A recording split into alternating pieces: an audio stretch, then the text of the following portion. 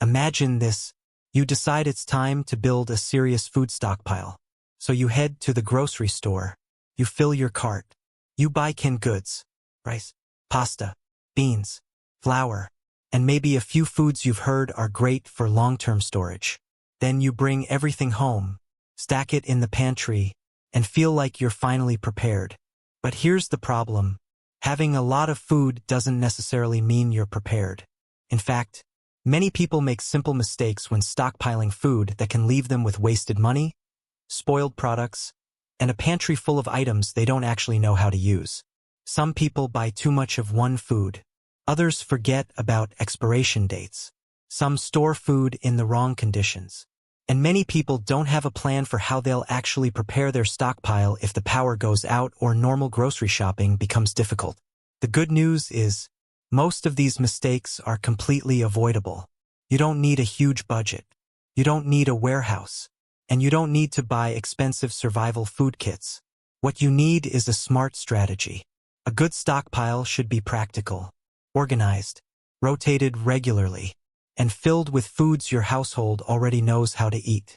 In today's countdown, we're revealing 12 of the most common mistakes people make when stockpiling food.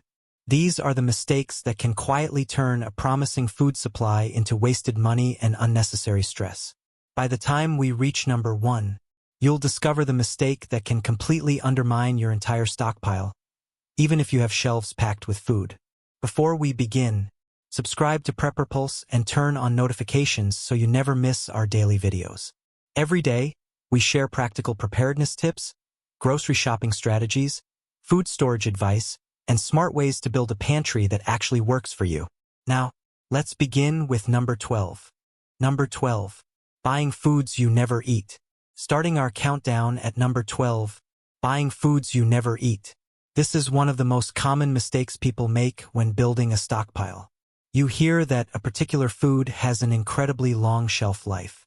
So you buy it. Maybe it's a giant bag of dried beans, a case of canned vegetables, a large container of powdered milk, or several boxes of a grain you've never cooked before. At first, it feels like you're making a smart investment. Your shelves are filling up, your stockpile looks impressive, and you feel more prepared. But then months pass, and the food remains untouched. This creates a problem. A food stockpile should be something your household can realistically use. If you don't know how to prepare a particular food, don't enjoy eating it, or have no idea how it fits into your normal meals, there's a good chance it will eventually become wasted money. The solution is simple. Stock foods you already eat. If your family enjoys rice, keep rice. If you regularly eat pasta, stock pasta. If canned beans are part of your normal meals, buy more of them. The best emergency food supply often looks a lot like your everyday pantry. The difference is simply that you have a little more of it. This strategy is called rotation. You buy foods you already use. You eat the oldest items first, then replace them with newer products. That way, your stockpile is constantly being refreshed.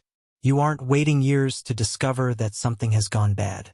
You're using it as part of your normal routine. Another benefit is familiarity.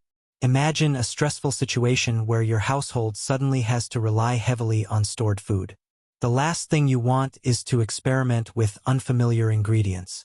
If you've already cooked the food dozens of times, you know exactly how to prepare it. You know what ingredients pair well with it.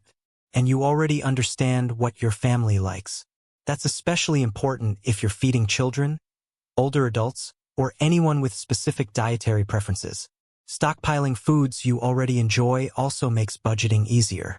Instead of buying expensive specialty survival products, you can gradually build your supply during regular grocery trips. One extra can here, an extra bag there. Over time, those small purchases can create a surprisingly substantial stockpile. The goal isn't to fill your pantry with the foods that have the longest theoretical shelf life. The goal is to create a food supply that your household can actually use. That's why buying foods you never eat earns the number 12 spot. A stockpile isn't successful simply because it looks impressive. It's successful when the food is useful, accessible, familiar, and regularly rotated. But the next mistake is even more common. It involves buying large quantities of food without considering one critical question. Where are you going to store it? Number 11. Ignoring storage conditions. At number 11, ignoring storage conditions. One of the biggest mistakes people make when stockpiling food is assuming that all shelf-stable foods can be stored anywhere. They can't. Where you store your food can have a major impact on how well it maintains its quality. Temperature, humidity, light, and pests can all affect your stockpile. For example, a hot garage may seem like the perfect place to store extra food because it provides plenty of space. But temperatures in garages can fluctuate dramatically depending on the season. Extreme heat can accelerate quality deterioration in many foods. Cold temperatures can also create problems for certain products. That's why a cool, dry, stable environment is generally preferable for most shelf-stable foods. Direct sunlight is another issue. Light can affect the quality of certain foods and packaging materials over time. A dark pantry, cupboard, or interior storage area is often a better choice than a shelf next to a sunny window. Humidity is equally important. Moisture can damage cardboard packaging, encourage mold growth, and contribute to rust on metal cans. If you live in a humid environment, consider using airtight containers for dry goods such as rice, pasta, flour, oats, and beans. These containers can also help protect against insects and pantry pests. Pests are another problem that many people overlook. A single infestation can spread quickly through a stockpile. That's why it's important to inspect packages regularly and keep storage areas clean. If you notice damaged packaging, unusual odors, insects, or signs of contamination, separate the affected items immediately. Another common mistake is storing food directly on the floor. This can expose products to moisture and make them more difficult to inspect. Using shelves or elevated storage helps improve organization and makes it easier to clean underneath your supplies. It's also important to follow the manufacturer's storage instructions. Different products have different requirements. Some foods may need refrigeration after opening. Others may require airtight containers once their original packaging is opened. Following those instructions helps maintain quality and food safety. A stockpile isn't truly useful if the food has been damaged by poor storage. You could spend hundreds of dollars filling your pantry, only to discover months later that heat, moisture, or pests have ruined part of it. That's why storage conditions deserve serious attention. Before buying large quantities of food, take a look at the space you already have. Is it cool, dry, dark, clean, and protected from pests? If not, improve the storage area before expanding your stockpile. Ignoring storage conditions earns the number 11 spot because even the best food won't remain useful if it's stored in the wrong environment. But the next mistake can waste food even when your storage conditions are perfect. It happens because people buy new products, push the old ones to the back, and simply forget what they already have. Number 10. Not rotating your stockpile. Number 10. Not rotating your stockpile. This mistake can quietly cost you hundreds of dollars over time. You buy a case of canned food, bring it home, put it on the shelf. Then you buy more a few weeks later. The newer cans go in front. The older cans get pushed toward the back. Months pass, maybe even years. Then one day you finally look behind everything and discover a collection of forgotten cans and packages that have been sitting untouched for far too long. This is exactly why food rotation matters. The basic principle is simple. First in, first out. Use the oldest products first. Place newer products behind them. That way, the food you've had the longest gets consumed before the newer items. This system is easy to follow and can prevent unnecessary waste. It also gives you an opportunity to regularly inspect your stockpile. While rotating food, check the packaging. Look for damaged cans, leaking containers, bulging cans, broken seals, or signs of pests. If something looks suspicious, don't use it. Rotation also helps you keep track of what you actually have. Many people make the mistake of buying more food simply because they don't remember what's already in their pantry. They see canned tomatoes on sale, buy another 6 cans, then discover they already had 20 sitting in storage. Meanwhile, they're completely out of another important staple: A simple inventory list can solve this problem. You don't need complicated software. A notebook, a spreadsheet, or even a simple list on your phone can work. Record what you have. Keep track of approximate quantities. And update the list when you buy or use something. For larger stockpiles, consider organizing foods by category. Canned goods in one area, dry grains in another, breakfast foods together, and emergency-only supplies clearly separated from everyday groceries. Good organization makes rotation much easier. Another useful strategy is to keep frequently used items at the front of your pantry. Reserve less frequently used emergency supplies for dedicated storage areas. That way, everyday foods naturally get rotated while long-term supplies remain protected. Remember, a stockpile isn't something you build once and forget about. It's an ongoing system. Buy, store, use, replace, repeat. That cycle is what keeps your food supply practical and fresh. Not rotating your stockpile earns the number 10 spot because even perfectly stored food can become wasted money if you forget about it. But the next mistake is even more expensive.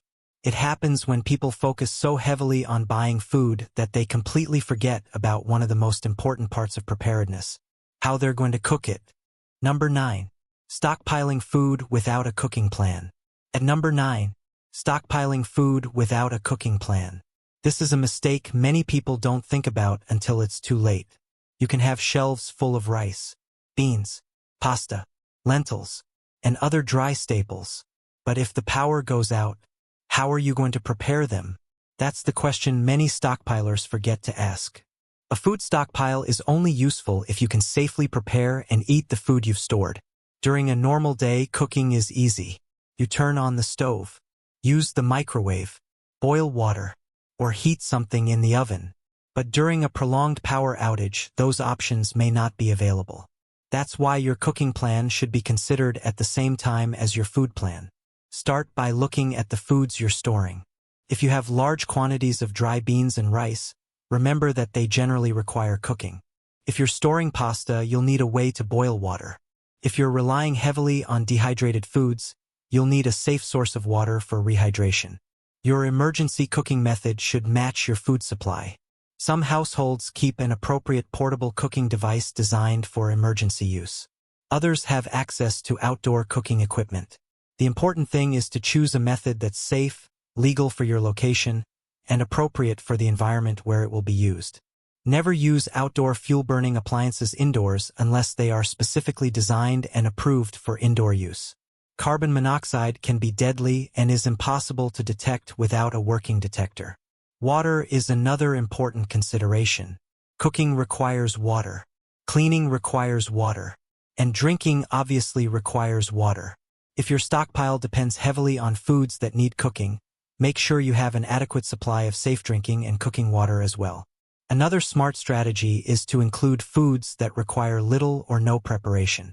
Canned beans, canned tuna, peanut butter, crackers, canned fruit, and other ready-to-eat foods can be extremely useful when cooking isn't practical. The ideal emergency food supply usually includes a combination of both. Some foods that can be eaten immediately, and others that can be prepared when you have access to safe cooking methods. You should also practice before an emergency happens. Try preparing a few meals using your alternative cooking equipment. Learn how much fuel it consumes. Understand how long it takes to cook different foods. And make sure everyone in your household knows how to use the equipment safely. There's nothing worse than discovering during an emergency that your cooking method doesn't work the way you expected. Stockpiling food without a cooking plan earns the number 9 spot because food preparation is just as important as food storage. A pantry full of ingredients you can't safely prepare isn't a complete emergency plan. But the next mistake is even more fundamental. It involves one resource that almost every food stockpile depends on, and that's water. Number 8. Forgetting to store enough water. At number 8, forgetting to store enough water. This may be one of the biggest mistakes people make when preparing for an emergency. They spend hours comparing canned foods, buying rice, stocking beans, and organizing their pantry, but they forget about the most basic resource of all: water. Food can help sustain you, but you can't live without water. And during certain emergencies, your normal water supply may become unavailable, contaminated, or difficult to access. That's why water should be considered a core part of your preparedness plan. The problem is that many foods require water before you can eat them. Dry beans need water for cooking. Rice needs water. Pasta needs water. Powdered milk needs water. Dehydrated foods need water for rehydration. Even cleaning dishes and maintaining basic hygiene requires additional water. So if your stockpile is filled mostly with dry ingredients, your actual water needs may be much higher than you initially realize. That's why it's important to think beyond food. Store commercially bottled water or use appropriate food-grade containers designed for water storage. Keep your water supply in a cool location away from direct sunlight, chemicals, and anything that could contaminate it. Follow guidance from local emergency management authorities for how much water your household should store and how to maintain it safely. It's also smart to consider the needs of everyone in your household. Children, older adults, pets, and anyone with special needs may require additional planning. Don't assume that the water coming from your tap will always be available. Power outages can sometimes affect water systems, especially when pumps or treatment infrastructure depend on electricity. And during certain disasters, local authorities may issue boil water advisories or other warnings.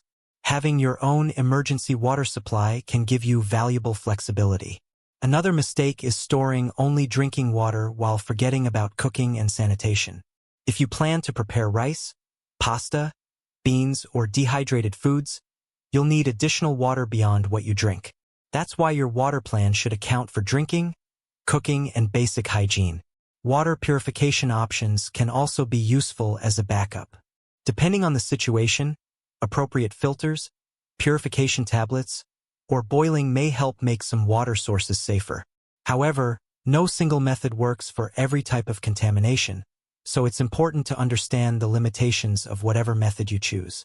For most households, the simplest approach is to maintain a dedicated supply of safe drinking water and rotate it according to the manufacturer's recommendations. Forgetting to store enough water earns the number 8 spot because food and water are inseparable during an emergency. You can have a pantry full of ingredients, but without enough safe water, many of those foods become difficult or impossible to prepare. And the next mistake involves another essential resource. It's something many people don't think about until their stockpile is already full. Money. Number 7. Spending too much money too quickly. At number 7, spending too much money too quickly. When people decide to build a food stockpile, it's easy to get excited.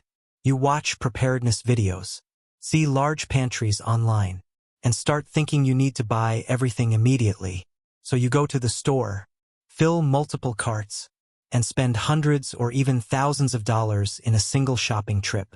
But that's rarely the best approach. A good stockpile doesn't have to be built overnight. In fact, rushing the process can lead to some serious mistakes. You may buy foods your family doesn't enjoy. You may purchase too much of one item.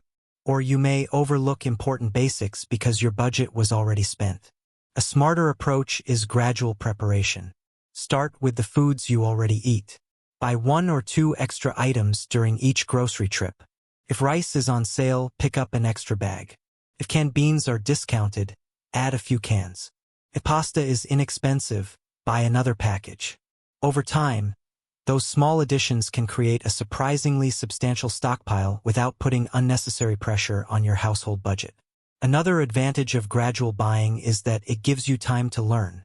You can experiment with different products, test recipes, compare storage methods, and figure out which foods your family actually enjoys. That knowledge is far more valuable than simply having a large quantity of food. Sales and discounts can also help. But don't buy something just because it's cheap. A low price doesn't make a product valuable if you'll never eat it.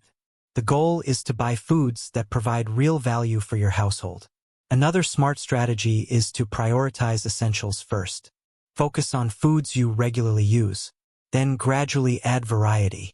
There's no need to immediately purchase expensive freeze-dried meals or specialized survival products unless they genuinely fit your needs and budget.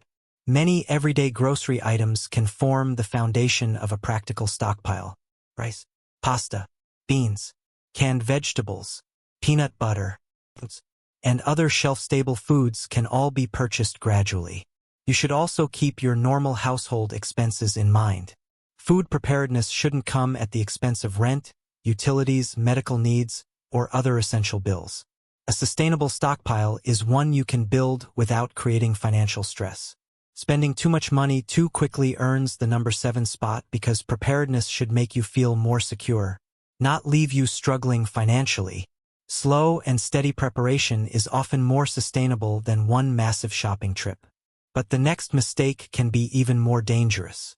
It happens when people focus so heavily on quantity that they forget something just as important: nutrition. Number 6. Focusing only on calories. At number 6, focusing only on calories. When people start building a food stockpile, they often ask one question: how many calories do I have? That's an important question. But it isn't the only one. A stockpile filled with calories but lacking variety and nutritional balance may not support your household as well as you expect. Imagine having shelves full of rice. You have hundreds of pounds. You can calculate exactly how many calories are available. But what else do you have? Where are the sources of protein? What about fats, fiber, vitamins, minerals, and the foods that provide variety? This is why building a stockpile around a balanced mix of foods is so important. You don't need to create a perfect nutritional plan overnight, but you should aim for variety. Include different sources of protein: canned fish, canned chicken, beans, lentils, peanut butter, and other foods that fit your household's dietary needs. Add carbohydrates such as rice, pasta, oats, and other grains. Include fruits and vegetables in shelf-stable forms, such as canned, dried, or freeze-dried options. Healthy fats can also play an important role. Depending on your storage conditions and dietary needs, foods like peanut butter, nuts, and certain cooking oils may be useful additions. Variety also improves morale. Imagine eating plain rice every day for several weeks. Even if you have enough calories, you may quickly become tired of it. A stockpile should provide more than survival calories. It should provide food that people actually want to eat. That's why familiar flavors and different textures matter. You can make the same basic ingredients feel completely different by changing seasonings and combinations. Rice with beans, rice with canned chicken, pasta with vegetables, oatmeal with dried fruit, crackers with peanut butter. Small changes can make a huge difference. Another important consideration is individual dietary needs. Children, older adults, people with food allergies, and anyone following a medically recommended diet may have different nutritional requirements. A stockpile should reflect the people you're actually preparing for. The goal isn't to build the biggest pile of food possible. It's to build a supply that supports your household as realistically as possible. Focusing only on calories earns the number 6 spot because calories matter, but so does nutrition, variety, taste, and suitability for the people who will actually eat the food. The next mistake is one that can completely undermine all your careful planning.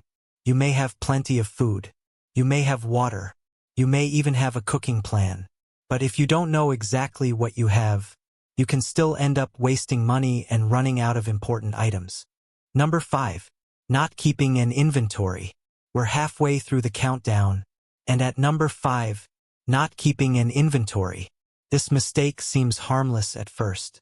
You buy a few extra cans, then another bag of rice, a couple of boxes of pasta, some peanut butter, a few packages of snacks. Before you know it, your pantry is full, but you have no idea exactly what's inside. That's when problems begin. Without an inventory, it's surprisingly easy to lose track of what you own. You may think you're running low on canned vegetables, so you buy more. Then you discover another dozen cans hidden behind everything else. Meanwhile, you may have completely forgotten about something you actually needed. An inventory solves that problem. It doesn't have to be complicated. A simple notebook can work. So can a spreadsheet or a basic list on your phone. The important thing is knowing what you have and approximately how much. For larger stockpiles, organize your inventory by category: canned meat, canned vegetables, dry grains, beans, breakfast foods, snacks, baking ingredients, and emergency-only supplies. This makes it much easier to identify gaps. You may discover that you have plenty of carbohydrates, but almost no protein, or enough canned food for several weeks, but very little water. Without an inventory, those imbalances can remain hidden.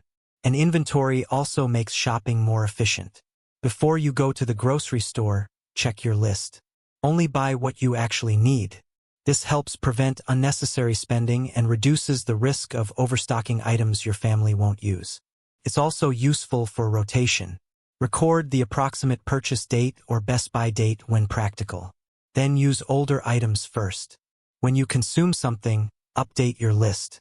It only takes a few seconds, but over time it can save a surprising amount of money. For larger stockpiles, some people use simple labels. For example, use first, every day, or emergency. This makes it easier for everyone in the household to understand what should be used and what should be reserved. Another advantage of an inventory is peace of mind. Instead of wondering whether you have enough food, you can actually see what you have. That clarity becomes especially valuable during a stressful situation. Not keeping an inventory earns the number 5 spot because even a large stockpile can become disorganized and inefficient if you don't know what's inside it. But we're entering the top 4.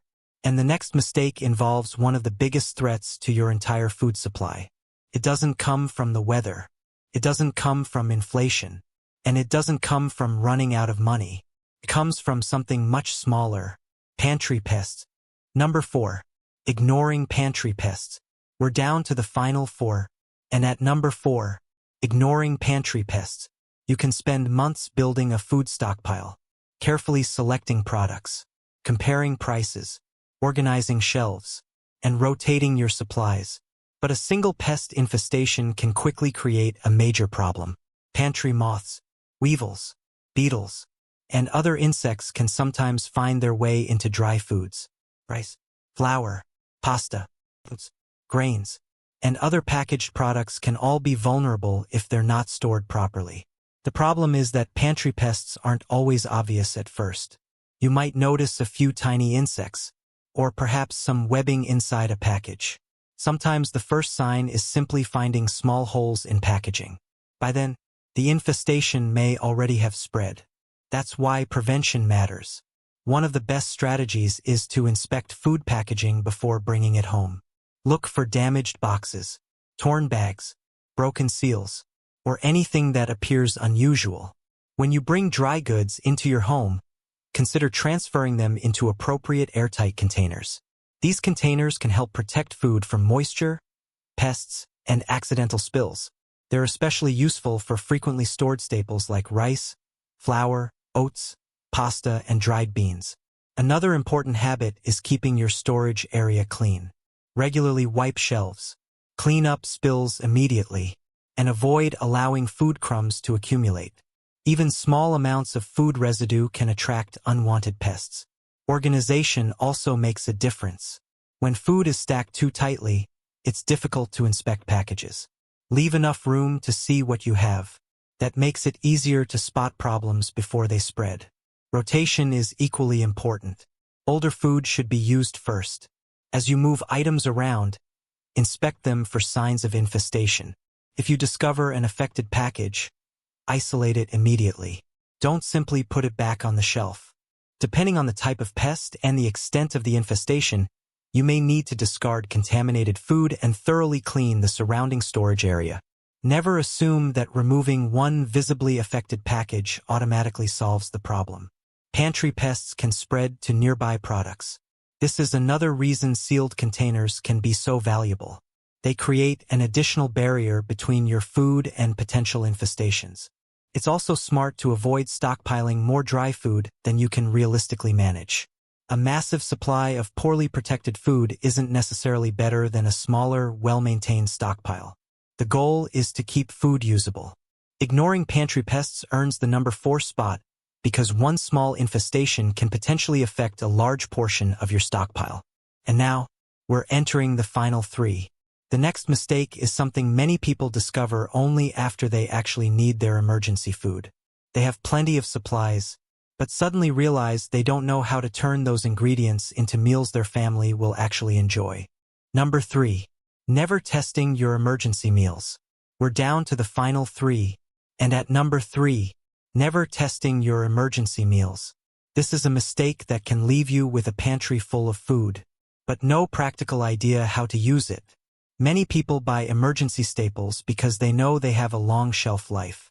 Rice, beans, lentils, pasta, powdered milk, dehydrated vegetables, and canned meats. On paper, it looks like a perfect stockpile. But here's the problem. Do you actually know how to turn those ingredients into meals? And more importantly, will your family actually eat them? That's something you should discover before an emergency happens. Take a few of the foods you've stored and start experimenting with them during normal life. Try different combinations. Make rice and beans. Prepare pasta with canned vegetables. Mix canned chicken with rice. Use powdered milk in oatmeal. Try different seasonings. The goal isn't to become a professional chef. It's simply to learn what works. Testing your meals also helps you identify missing ingredients.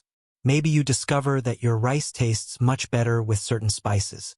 Perhaps you need more cooking oil. Or maybe you realize that your family doesn't actually like one of the foods you've been storing. It's far better to discover that now than during an emergency. Another advantage is learning how much water and fuel different foods require. Dry beans may take significantly longer to cook than lentils. Rice requires a certain amount of water. Pasta requires boiling water. Dehydrated foods need rehydration. Understanding these requirements helps you plan your water and fuel supplies more accurately. You can also use meal testing to create a simple emergency menu.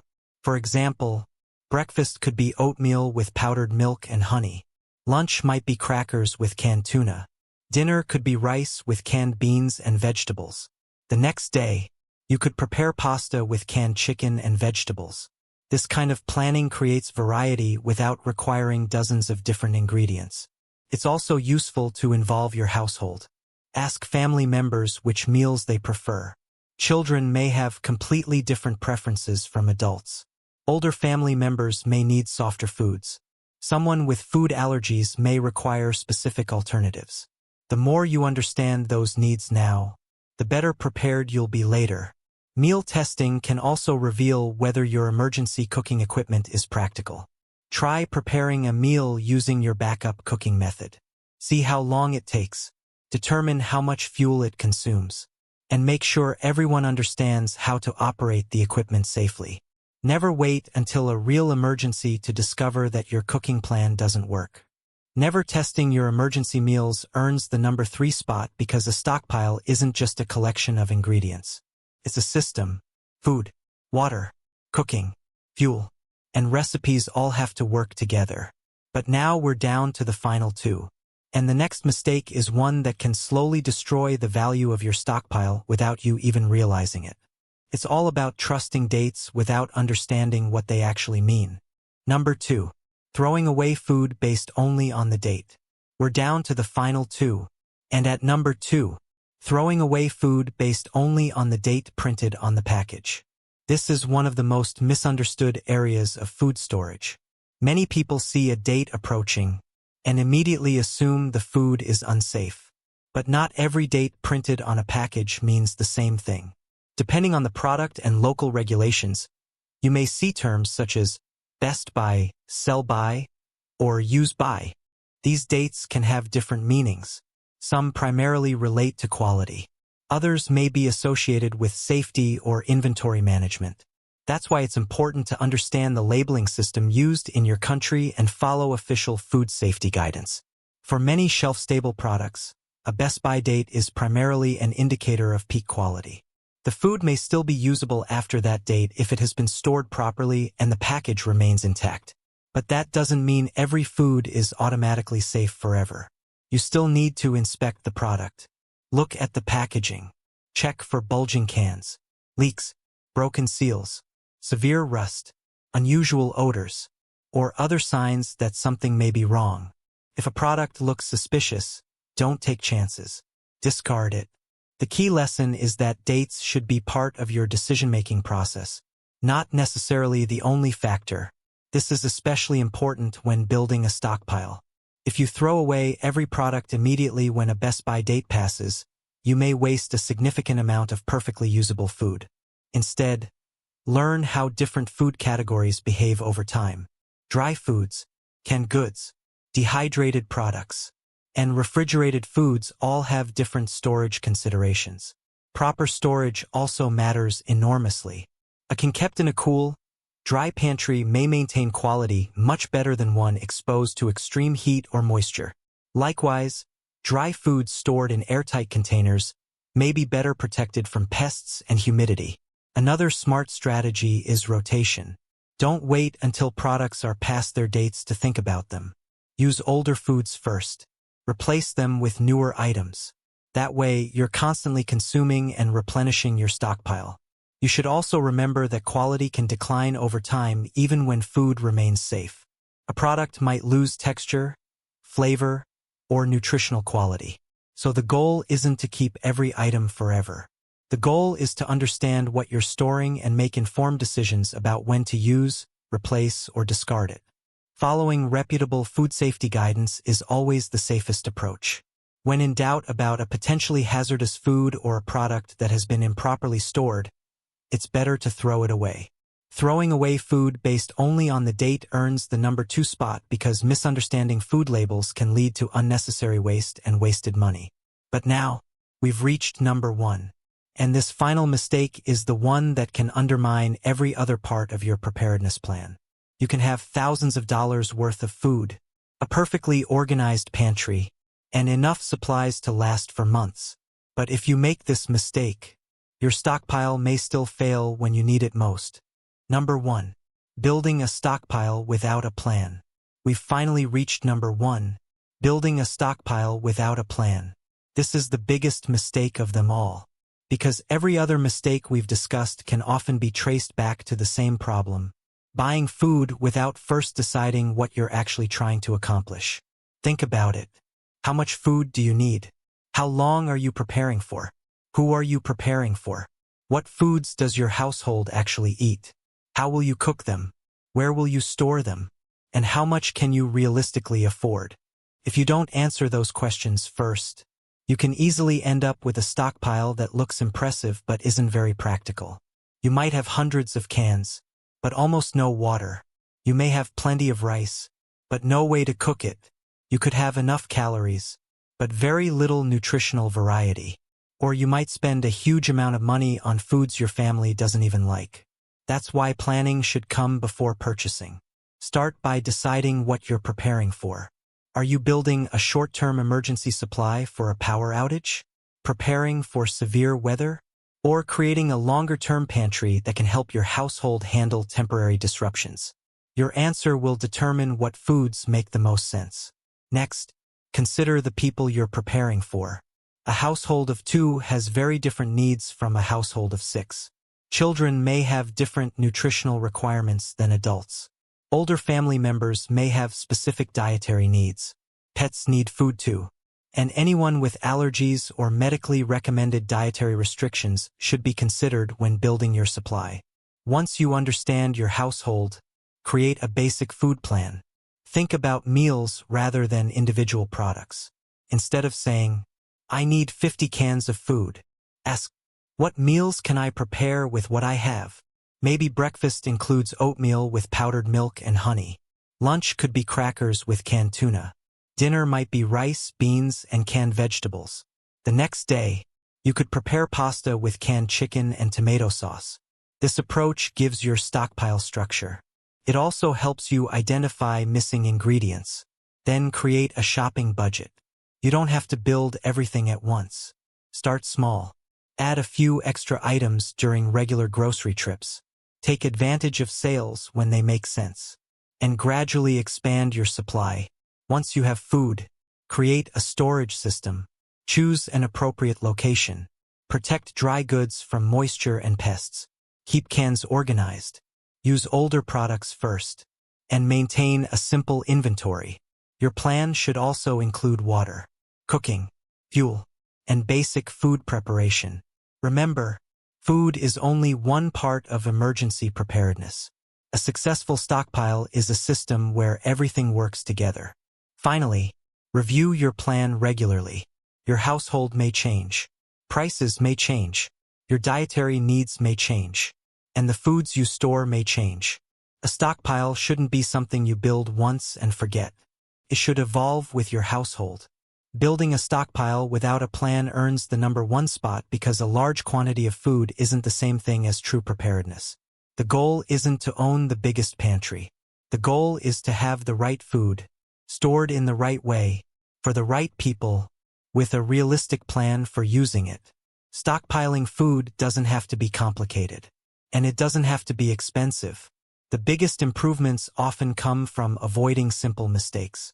Buy foods your household actually eats. Store them properly. Rotate them regularly. Keep an inventory. Protect them from pests. Store enough water. Have a safe cooking plan. And make sure your stockpile provides more than just calories. Most importantly, don't feel like you need to build everything overnight. Start with what you can afford. Build gradually. Learn what works.